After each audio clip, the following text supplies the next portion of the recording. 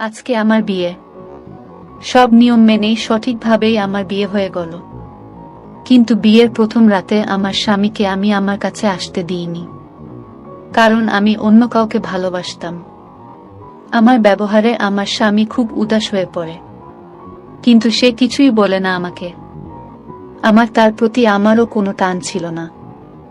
আমি একা একা শুয়ে পড়ি। একদিন সে আমার হাতে একটা কাগজ ধরিয়ে দেয় আর বলে সকালে সেই কাগজটা খুলে দেখতে। পরের দিন সকালে যখন আমি সেটা খুলে দেখি, তখন আমার আত্মা কেঁপে ওঠে, কারণ সেটা তো আমার বিয়ে হয়ে যাওয়ার পর আমি বড় বাসে করে আমার শ্বশুর বাড়িতে আসি। আমার শ্বশুর বাড়ি আমাদের বাড়ি থেকে অনেক দূরের গ্রামে ছিল। সেখানে পৌঁছাতে আমাকে প্রায় 7.5 ঘন্টা বাসে যাত্রা করতে হয়। পুরো সফরে আমি কোনো একদম কথা বলি না। বাড়ি পৌঁছাতে আমার শ্বশুর বাড়ির লোকেরা আমাকে একটা ঘরে নিয়ে গিয়ে বসায়। আমি একজন শিক্ষিত মেয়ে ছিলাম। আমি এমএ পাশ করেছিলাম। কিন্তু আমার মা বাবা আমার ইচ্ছের বিরুদ্ধে আমার বিয়েটা গরিব চাষার সাথে দিয়ে দিয়েছে। এই বিয়েতে আমি একেবারেই খুশি নই। আমার মনে অনেক অপশন ছিল। যখন আমার স্বামী আশরাফুল আমার ঘরে আসে, তখন আমি মন খারাপ করে বসেছিলাম। তাকে দেখে মনে হচ্ছিল সে কোনো আধুনিক ফ্যাশন জানে না। তার জামা কাপড় আর বড় বড় গোফ দেখে মনে হচ্ছিল সে একেবারে সেকালে। সে আমার পাশে এসে বসে আর কিছুক্ষণ আমার দিকে তাকিয়ে থাকে। তার তাকানোতে আমি অস্বস্তি বোধ করছিলাম। সে বলে, আমি খুব ভাগ্যবান যে আমি তোমার মতো বউ পেয়েছি। আমি তার দিকে রেগে তাকাই আর বলি, আমার ভাগ্য খুব খারাপ যে আমি তোমার মতো একটা অশিক্ষিত দেহাতি বর পেয়েছি। আমার কথা শুনে সে চমকে ওঠে। আমার থেকে এরকম উত্তর সে আশা করেনি।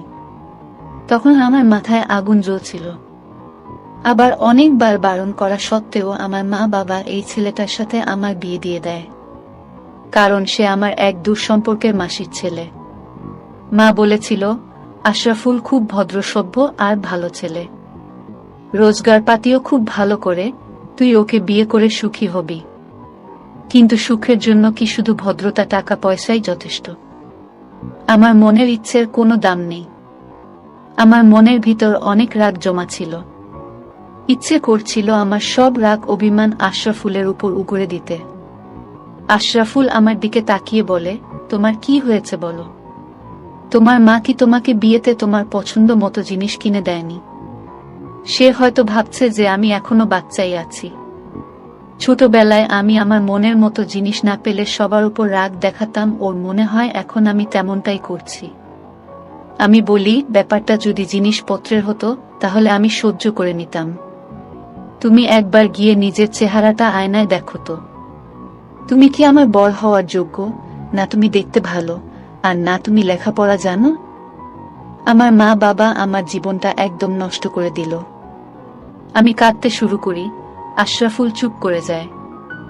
আমি কাঁদতে কাঁদতে বলি, আশরাফুল, আমি অন্য কাউকে ভালোবাসি, আমি তোমার সাথে সংসার করতে পারবো না। এটা শুনে আশরাফুল হা করে আমার দিকে তাকিয়ে থাকে আর বলে, শোনো, তুমি এসব কি বলছো? তুমি নিজের মধ্যে আছো তো? তুমি নিশ্চয়ই এসব বানিয়ে বানিয়ে বলছো। আমি বলি, আমি বানিয়ে বানিয়ে কেন বলতে যাব? আমি সত্যিই একজনকে ভালোবাসি। এটা শুনে ওর চোখে জল চলে আসে। ও আমার থেকে তার চোখের জল লুকিয়ে বাথরুমে চলে যায়। এটা সত্যি যে আমি একটি ছেলেকে আসলে খুব পছন্দ করি। এই ছেলেটার নাম রবিউল।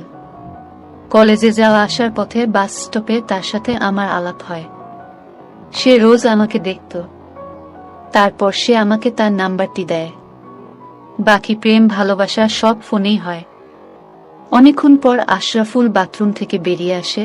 তখন ওর চোখ মুখ সব ভিজে ছিল। মনে হয় বাথরুমে গিয়ে খুব কেঁদেছে। আমি আমার জামা কাপড় পাল্টাতে বাথরুমে চলে যাই। যখন বাথরুম থেকে বেরিয়ে আসি তখন দেখি আশরাফুল মাটিতে বিছানা করে শুয়ে পড়েছে। আমিও খাটে গিয়ে শুয়ে পড়ি। তারপর থেকে বেশ কিছুদিন আমাদের মধ্যে কোনো কথা হয় না।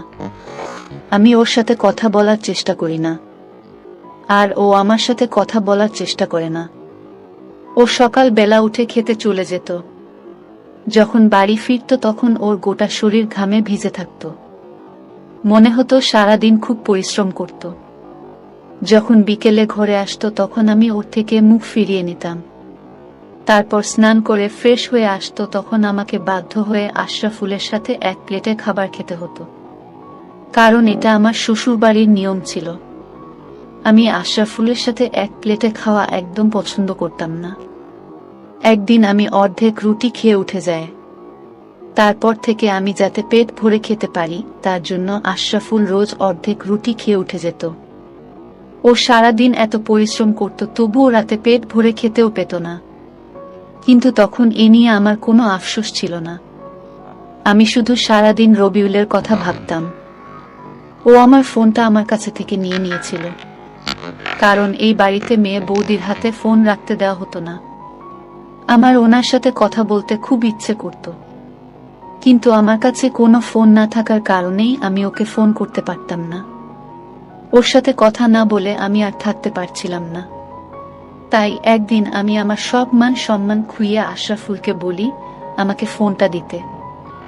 আশরাফুল আমার দিকে অবাক হয়ে তাকিয়ে থাকে, কিন্তু তখন আমি সব লাজ লজ্জা ভুলে আশরাফুলের হাত থেকে তার ফোনটা কেড়ে নিয়ে আমি রবিউলের নাম্বার ডায়াল করি। এরপর তার সাথে কথা বলতে শুরু করে দিই। আমি আশরাফুলের উপস্থিতিতেই আমার প্রেমিকের সাথে কথা বলতে থাকি। রবিউল আমার ফোনটি পেয়ে খুব খুশি হয়েছিল। তারও আমার জন্য খুব মন খারাপ করত। আমি রবিউলকে বলি কিভাবে আমার মা বাবা জোর করে আমার বিয়ে দিয়ে দিয়েছে। রবিউল এখন আমাকে বিয়ে করতে রাজি আছে। আমরা অনেকক্ষণ কথা বলতে থাকি। আশরাফুল মাটিতে বিছানা করে শুয়ে পড়ে। তারপর থেকে এটাই নিয়ম হয়ে ওঠে, রোজ আমি আশরাফুলের ফোন থেকে রবিউলকে ফোন করি। একদিন আমি রবিউলের সাথে কথা বলছিলাম, তখন ফোনে সিগন্যালটা বারবার ড্রপ করেছিল। আশরাফুল তখন ঘুমিয়ে পড়েছিল। আমি ফোনটা নিয়ে বাইরে উঠোনে এসে কথা বলি রবিউলের সাথে। কথা বলতে বলতে হঠাৎ কেউ আমার হাত থেকে ফোনটা কেড়ে নেয়। আমি পিছনে ঘুরে দেখি আমার দেওর দাঁড়িয়ে আছে। সে বলে, তোমার লজ্জা করে না? তোমার স্বামী থাকা সত্ত্বেও তুমি অন্য কারো সাথে প্রেম করছো। আমার দেওর খুব চেঁচামেচি শুরু করে, উঠোনে বাড়ির সবাই জড়ো হয়ে যায়। আশরাফুল উঠোনে চলে আসে। সে তার ভাইকে জিজ্ঞেস করে, কি হয়েছে, এত চেঁচামেচি কিসের? তখন আমার দেবর আমার ব্যাপারে সব কথা সবাইকে সব কথা বলে দেয়। আমি জানি না আমার দেওর কখন এসেছিল আর আমার কথা কতটা শুনেছিল, তবে আমি এটা বুঝতে পারছিলাম যে সে সবটা বুঝতে পেরে গেছে। সে বাড়ির সকলের সামনে আমার মুখোশ খুলে দেয়। আমি মনে মনে ভাবি, তাহলে হয়েছে এবার, এরা নিশ্চয়ই আমাকে বাড়ি থেকে বের করে দেবে। আমি আমার মা বাবার কাছে গিয়ে উঠব, আর আমার মা বাবা বাধ্য হয়ে রবিউলের সাথে আমার বিয়ে দিয়ে দেবে। কিন্তু আশরাফুল আমার সব পরিকল্পনায় জল ঢেলে দেয়। সে তার ভাইকে বলে, খবরদার, কেউ আমার বউয়ের চরিত্র নিয়ে কোনো কথা বলবে না। আমি আমার বউকে খুব বিশ্বাস করি, ও ওর বন্ধুর সাথে কথা বলছিল আর আমার অনুমতি নিয়েই কথা বলছিল। এরপর থেকে কেউ যদি আমার বউয়ের দিকে আঙুল তোলে তাহলে আমার থেকে খারাপ আর কেউ হবে না। আশরাফুল সকলকে চুপ করিয়ে দেয় আর সে আমাকে বাঁচিয়ে দেয়। কিন্তু আমার তার উপর খুব রাগ হয়। আমি ঘরে সে তার সাথে ঝগড়া শুরু করি। আমি বলি, কি দরকার ছিল তোমার আমাকে বাঁচানোর? তোমাকে আমার হয়ে কথা বলার অধিকার কে দিয়েছে? যা হচ্ছিল ভালোই তো হচ্ছিল। আমাকে দিদার বাড়ি থেকে বের করে দিত, তাহলে আমার মা বাবা বাধ্য হয়ে রবিউলের সাথে আমার বিয়ে দিত, কিন্তু তুমি সেটা হতে দিলেন না। বন্ধুরা, ভিডিওর মাঝখানে একটা কথা বলতে চাই। আমি তোমাদের সর্বদা হাসি খুশি রাখার জন্য খুব কষ্ট করে ভিডিও বানাই। তাই তোমাদের কাছে অনুরোধ থাকবে, অবশ্যই ভিডিওটি দেখে একটি লাইক করবেন এবং SMAGK চ্যানেলটি সাবস্ক্রাইব করে পাশে থাকবেন। তো আশরাফুল চুপচাপ আমার কথা শুনে। তারপর সে বলে, তুমি আমাকে ভালো না বাসতে পারো, কিন্তু আমি তোমার চরিত্রের উপর কাউকে আঙুল তুলতে দিতে পারি না, কারণ তোমার আর তোমার পরিবারের সম্মান রক্ষা করা আমার কর্তব্য। তুমি আমার সাথে না থাকতে চাইলেও আমি সব দোষ নিজের ঘাড়ে নেব। কিন্তু তোমার চরিত্রের দিকে কাউকে আঙুল তুলতে দেব না। কয়েকদিন পর আমি তোমাকে শহরে নিয়ে যাব। যদি ওই ছেলেটা তোমাকে এখনো বিয়ে করতে চায়, তাহলে আমি তোমাকে সেখানে রেখে দিয়ে আসব, আর সব দোষ নিজের ঘাড়ে নিয়ে নেব। তারপর সময় মতন তোমাকে ডিভোর্সের কাগজপত্র পাঠিয়ে দেব। আশরাফুলের কথা শুনে আমি খুব খুশি হই। অশিক্ষিত হলেও নিজের সম্মান রাখতে জানে, অন্যদেরকে সম্মান দিতেও জানে। এই প্রথমবার ওর কোনো কাজ আমার ভালো লাগলো, এই প্রথমবার আমি ওর মধ্যে কোনো একটা গুণ খুঁজে পেলাম। আমি রবিউলকে ফোন করে সব কথা জানাই। রবিউল খুশি হয়ে বলে, তুমি তোমার স্বামীর থেকে ডিভোর্স নিয়ে আমার কাছে চলে এসো। প্রথমে আমরা কোর্ট ম্যারেজ করব, তারপর তোমার মা বাবাকে জানাবো। তখন ওরা বাধ্য হবে আমাদের বিয়েটা মেনে নিতে। কিছুদিন পর আমি আশরাফুলের সাথে রবিউলের বাড়িতে যাই। তখন আমাকে যে ঠিকানা বলেছিল, আমি সেখানেই আশরাফুলকে নিয়ে যাই। সেখানে পৌঁছে আমি আশরাফুলকে বলি, তুমি এখন যাও, আমাকে ডিভোর্সের কাগজপত্র পাঠিয়ে দিও, আমি সই করে দেব। তোমার সাথে হয়তো আমার আর দেখা হবে না। আশরাফুল বলে, হ্যাঁ, আমি খুব তাড়াতাড়ি ডিভোর্সের কাগজপত্র পাঠিয়ে দেব। এই বলে ও চলে যায়। আমি গিয়ে দরজায় কড়া নাড়ি। রবিউল এসে দরজা খুলে। আমাকে দেখে সে মুচকি হাসে।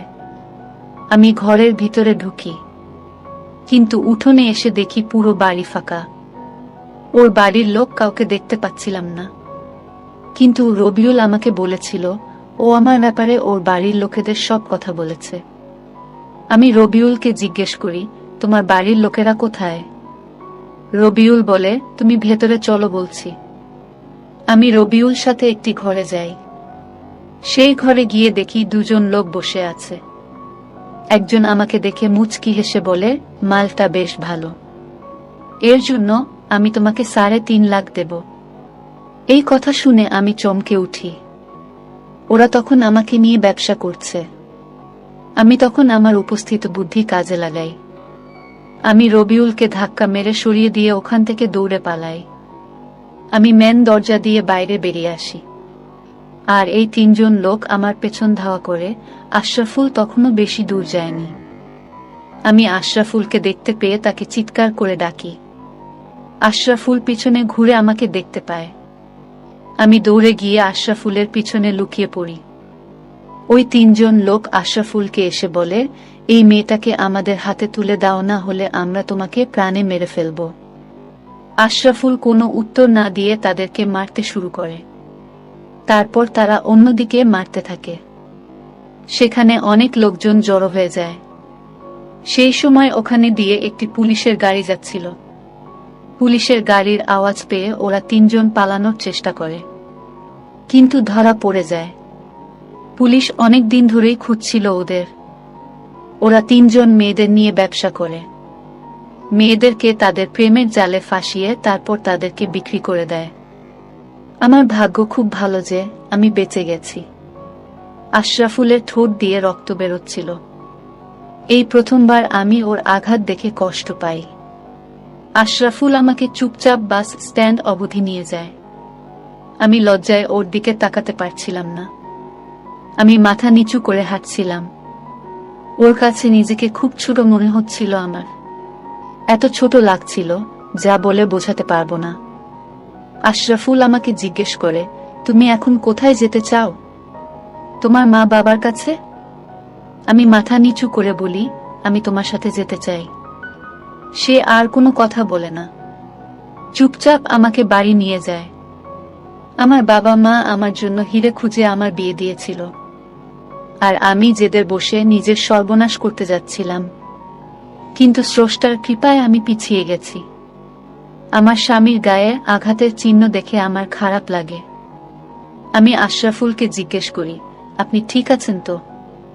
ও শুধু মাথা নাড়ে, আর কোনো কথা বলে না। 2 দিন ধরে আমি ওর দিকে চোখ তুলে তাকাতে পারিনি। আমার নিজের উপর খুব রাগ হচ্ছিল, কি করে আমি এত বড় ভুল করলাম। একদিন রাতে যখন আশরাফুল অর্ধেক রুটি খেয়ে উঠে যাচ্ছিল, তখন আমি তাকে আটকে দিই আর বলি, আপনি রোজ অর্ধেক রুটি খেয়ে কেন উঠে যান?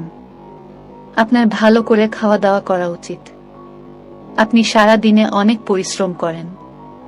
এটা শুনে ও খুবই অবাক হয়ে যায়, আমার দিকে অবাক দৃষ্টিতে তাকায়। তারপর সে বসে পুরো খাবারটা খেয়ে নেয়। আমি চাইছিলাম আশরাফুল নিজে থেকে আমাকে ক্ষমা করে দিক, কিন্তু সে কোনো কথাই বলে না। একদিন আমি অনেক সাহস সঞ্চয় করে আশরাফুলের কাছে গিয়ে বলি, আশরাফুল, আপনি আমাকে ক্ষমা করে দিন। আমি আপনাকে চিনতে ভুল করেছি। আমি হিরে আর কয়লার মাঝে পার্থক্য বুঝতে পারিনি। হিরে ছেড়ে আমি কয়লার পিছনে ছুটছিলাম। আমি কাঁদতে কাঁদতে আশরাফুলের কাছে ক্ষমা চাই। আমি ভেবেছিলাম এটা শুনে আশরাফুল নিশ্চয়ই আমাকে জড়িয়ে ধরবে, কিন্তু সে তখনও কোনো কথা বলে না। সে চুপচাপ আমার কথা শুনছিল। তার এই চুপ করে থাকা আমার সহ্য হয় না। আমি বলি, আশরাফুল, আপনি কিছু তো বলুন। আপনি আমাকে বকেন, মারুন, যা ইচ্ছা করুন, কিন্তু দয়া করে কথা বলুন। আশরাফুল প্রতিদিনের মতো চুপচাপ মাটিতে বিছানা করে শুয়ে পড়ে। কিন্তু আমি তাকে বলি, আপনার জায়গা এখানে নয়, আপনি আমার সাথে খাটে শোবেন। কিন্তু সে কোনো কথা না বলে চুপচাপ মাটিতে শুয়ে পড়ে। আমাদের বিয়ের 6 মাস হয়ে গেছিল। বিয়ের পর থেকে আশরাফুল তার মুখে কুলুপ এঁটেছিল। এখনো সে তার মুখ খুলে না। পরদিন সকালে আশরাফুল আমার হাতে একটা কাগজ ধরিয়ে দেয় আর বলে সেখানে সই করতে। আমি কাঁদতে শুরু করি আর বলি, আশরাফুল, আপনি দয়া করে আমাকে ডিভোর্স দেবেন না। আমি আপনাকে ছাড়া থাকতে পারবো না। আশরাফুল বলে, তুমি তো লেখাপড়া জানো, এই কাগজটা পড়ে সই করে দিও। এই বলে সে ঘর থেকে বেরিয়ে যায়। আমি অবাক হয়ে তার দিকে তাকিয়ে থাকি। আমি বুঝতে পারি পুরুষ মানুষের একবার মেয়েদের থেকে মন উঠে গেলে আর সেই মন ফেরত পাওয়া যায় না। কিংবা এটাও হতে পারে যে পুরুষ মানুষরা সবকিছু সহ্য করতে পারে, কিন্তু তার ভালোবাসার মানুষকে অন্য কারোর সাথে দেখতে পারে না। এমনটা হলে সে কখনোই ক্ষমা করতে পারবে না আমাকে। আমি ঠিক করি যে আজ রাতে আমি আশরাফুলের পা ধরে ক্ষমা চাইব, কিন্তু আমি তাকে ডিভোর্স কিছুতেই দেব না। সেদিন রাত্রে আশরাফুল ঘরে আসতেই আমি তার পায়ে পড়ে কাঁদতে শুরু করি আর বলি, আপনি আমাকে ডিভোর্স দেবেন না। আমি কিছুতেই আপনাকে ছেড়ে যাব না। আশরাফুল আমাকে দাঁড় করায় আর বলে, তুমি নিশ্চয়ই কাগজ পড়ে দেখনি, তাই না? ওটা দেখলে তুমি এভাবে কাঁদতে না। ওটা ডিভোর্সের কাগজ নয়। এরপর কাগজটা বের করে আমার হাতে ধরিয়ে দেয়। আমি কাগজটা খুলে দেখি, ওটা জমির কাগজ। আশরাফুল তার ভাগের সমস্ত জমি আমার নামে লিখে দিচ্ছে। আমি বলি, আশরাফুল, এটা আপনি কি করছেন? আপনি আপনার সব জমি আমার নামে কেন লিখে দিচ্ছেন? আশরাফুল বলে, কারণ তুমি আমার স্ত্রী। কাল সকালে আমি শহরে যাব, আর কিছুদিন পর ফিরব। আমি অনেকবার বারণ করলাম, কিন্তু আশরাফুল জোর করে আমার থেকে সেই কাগজে সই করিয়ে নিল। তারপর পরের দিন সকালে শহরে চলে গেল। আমি 4 দিন ধরে আশরাফুলের জন্য অপেক্ষা করতে থাকি। 4 দিন পর আশরাফুল বাড়ি ফিরে আসে, কিন্তু তখন বাড়িতে হাঙ্গামা শুরু হয়ে যায়, কারণ শহর থেকে আশরাফুলের মৃতদেহ এসেছিল। তার এক বন্ধু তার লাশ নিয়ে এসেছিল। সে এসে সবাইকে বলে, 2.5 মাস আগে আশরাফুল জানতে পেরেছিল যে তার ক্যান্সার হয়েছে। সে বেশি দিন বাঁচবে না। জানি না 4 মাস আগে তার কি এমন হয়েছিল যে সে আস্তে আস্তে অসুস্থ হতে শুরু করে। এসব শুনে আমি অজ্ঞান হয়ে পড়ি। বেশ কিছুক্ষণ পর আমার জ্ঞান ফেরে। আমার পুরো জীবনটা ওলট পালট হয়ে গেছে। এখন আমি কি নিয়ে বাঁচব? আমার শাশুড়ি মা এসে আমাকে একটি চিঠি দেন আর বলেন, আশরাফুলের বন্ধু তোমাকে এটা দিয়েছে বৌমা। আশরাফুল এটা তোমাকে লিখেছে। আমার একটা ঝটকা লাগে। আমি জিজ্ঞেস করি, কিন্তু মা, আশরাফুল চিঠি কি করে লিখল? আশরাফুল তো লেখাপড়া জানে না। তখন আমার শাশুড়ি মা বলেন, তোমাকে কে বলেছে আশরাফুল লেখাপড়া জানে না? ও এই গ্রাম থেকে 9ম শ্রেণী পাশ করেছে। তারপর প্রাইভেটে উচ্চ মাধ্যমিকে পড়েছে। তারপর গ্র্যাজুয়েশন করেছে। ও তোমাকে ছোটবেলা থেকেই ভালোবাসতো। আমাকে প্রায়ই বলতো যে গুলনাহার লেখাপড়া করছে, তাই আমাকেও লেখাপড়া করতে হবে। কাল যখন আমার বিয়ে হবে তখন ওকে সবার সামনে এটা না শুনতে হয় যে ওর স্বামী মূর্খ, অশিক্ষিত। এই কথাগুলো আমার বুকে তীরের মতো বাঁধে। আশরাফুল আজ অবধি আমাকে বলেনি যে সেও লেখাপড়া জানে। আমি চিঠিটা খুলে পড়তে শুরু করি। আশরাফুল আমাকে লিখেছে, গুলনাহার, আমি আজ অবধি তোমাকে বলিনি যে আমিও লেখাপড়া জানি, কারণ লেখাপড়া শেখাটা সব মানুষের অধিকার। এটা আলাদা করে বলার কিছু নেই। ছোটবেলা থেকেই আমার মা বলতো সে তোমাকে আমার বউ করে আনবে, তাই তখন থেকেই আমার তোমার প্রতি ভালোবাসা তৈরি হয়। তুমি লেখাপড়া করছো শুনে আমারও লেখাপড়া করতে ইচ্ছে করে। আমি মাকে জিজ্ঞেস করতাম, তুমি কি খেতে ভালোবাসো? তুমি যা খেতে ভালোবাসতে আমি ওসব খাওয়ার অভ্যাস করতাম, যাতে ভবিষ্যতে আমরা সুখে থাকতে পারি। তুমি যখন বিয়ের প্রথম রাতে আমাকে বললে তুমি অন্য কাউকে ভালোবাসো, তখন আমি একেবারে ভেঙে পড়েছিলাম। আমি আজ অবধি কখনো কাঁদিনি। সাহসের সাথে সব পরিস্থিতি সামলেছি, কিন্তু সেই রাতে আমি আমার কান্না আটকাতে পারিনি। ছেলেরা সব সহ্য করতে পারে, কিন্তু বিয়ের প্রথম রাতে যদি তার স্ত্রী তাকে বলে সে তাকে নয় অন্য কাউকে ভালোবাসে, তাহলে সেটা সহ্য করতে পারে না। সেই রাগ, দুঃখ, অভিমান আমাকে অসুস্থ করে তোলে, আর আমার ক্যান্সার ধরা পড়ে। আমি আমার সব জমিজমা তোমার নামে করে দিয়েছি, যাতে আমার মৃত্যুর পর তোমার কোনো সমস্যা না হয়। তুমি চাইলে আবার বিয়ে করতে পারো। যে কেউ তোমাকে সম্মানের সাথে গ্রহণ করবে। তুমি ভালো থেকো। আশরাফুলের চিঠি পড়ার পর আমি জোরে জোরে কাঁদতে শুরু করি। আমার শাশুড়ি মা আমাকে দেখে ঘাবড়ে যায় আর বলে, বৌমা, আশরাফুল এমন কি লিখেছেন চিঠিতে যে তুমি এরকম ভাবে কাঁদছো? আমি এর কি জবাব দেব আমি জানি না। আমার বোকামির জন্য আজ আমার স্বামী আমাকে ছেড়ে চলে গেছে। আমি আর কোনো দিন তাকে দেখতে পাবো না। আমার জন্য সে তার প্রাণ হারিয়েছে। আজ আমার বয়স 53 বছর, আর এখনো আমি বিধবা। আজও আমার মনে হয় আশরাফুলের মৃত্যু মাত্র কয়েক ঘন্টা আগেই হয়েছে। আমি আমার স্বামীকে এমন সময় ভালোবাসতে শুরু করেছিলাম যখন সে মৃত্যুর মুখে ছিল। এইমাত্র আমি আশরাফুলের চিঠিটা পড়ে পাশে রাখলাম। আজকাল আমার শরীরটা আর তেমন ভালো নেই, কিন্তু যে ভুল আমি করেছি তার আফসোস সারা জীবন থাকবে। আমি আর কোনোদিন সুখের মুখ দেখতে পারবো না। যে সব মেয়েরা লেখাপড়া জানো, অহংকার আছে, আর এজন্য যারা তাদের স্বামীদের ছোট করো, তাদেরকে আমি এটাই বলবো যে নিজের স্বামীকে সম্মান করো। কোনো রাস্তার ছেলে তোমাকে তোমার স্বামীর মতো ভালোবাসতে পারবে না। এই কথাটা আমার স্বামীর মৃত্যুর পর আমি বুঝতে পেরেছি। যদি এটা আমি আগে বুঝতাম, তাহলে আজ হয়তো আমার স্বামী বেঁচে থাকতো। তো বন্ধুরা, আজকে এই পর্যন্তই।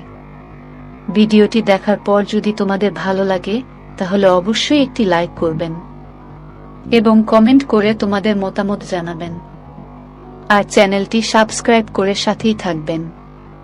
ধন্যবাদ।